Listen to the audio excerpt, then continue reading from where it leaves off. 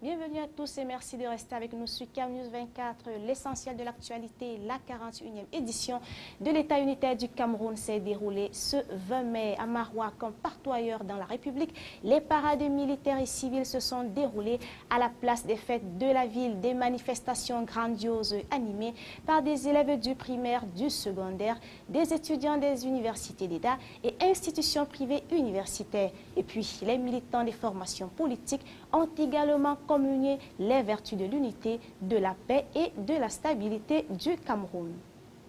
Nous restons dans l'extrême nord et direction d'Iguilao, dans le chef-lieu de l'arrondissement de Taïbon, où la fête de l'unité édition 2013 a été célébrée avec faste et solennité en présence du ministre de l'élevage, des pêches et des industries animales, le docteur Taïga. Et puis, c'est 39 écoles au total, 39 écoles primaires, 5 collèges et lycées, des associations diverses et 2 partis politiques, à savoir le RDPC et le MDR, on prépare à la grande parade à la place des fêtes.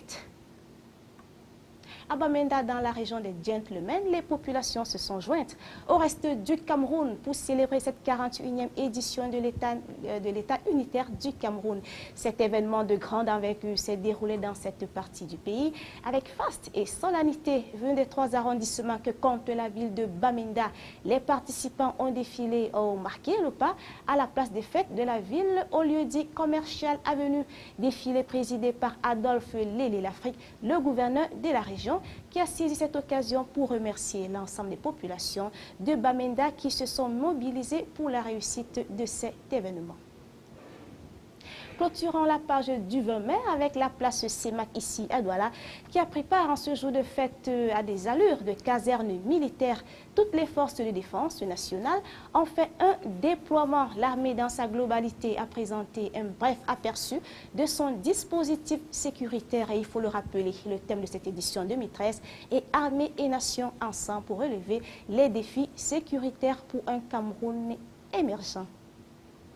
À présent, les examens officiels de la session 2013, les candidats au baccalauréat et au probatoire de l'enseignement technique ont démarré les épreuves écrites des 10 examens ce 21 mai. À Douala, par exemple, ces épreuves se déroulent dans la sérénité dans les différents centres d'examen. C'est le cas du lycée technique de Koumassi où 960 candidats composent les épreuves du probatoire F, toutes séries confondues.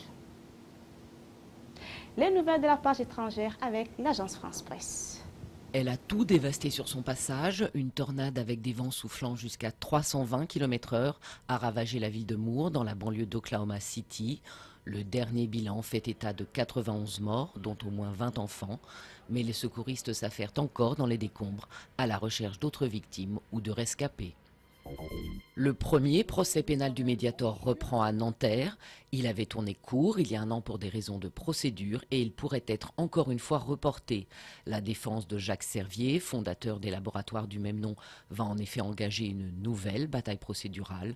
Ce médicament est accusé d'avoir déjà causé des centaines de morts en France. Établir la vérité sur d'éventuels dysfonctionnements des services de l'État dans l'affaire Cahuzac, c'est l'objectif assigné par Charles de Courson à la commission d'enquête parlementaire qu'il préside, une commission qui entame ses travaux avec l'audition des journalistes de Mediapart. Une vingtaine de personnes doivent être entendues, dont les ministres Pierre Moscovici, Christiane Taubira ou Manuel Valls. Reprise du travail à l'usine PSA d'Aulnay-sous-Bois après 4 mois de grève. Syndicats et directions étaient parvenus vendredi à un accord.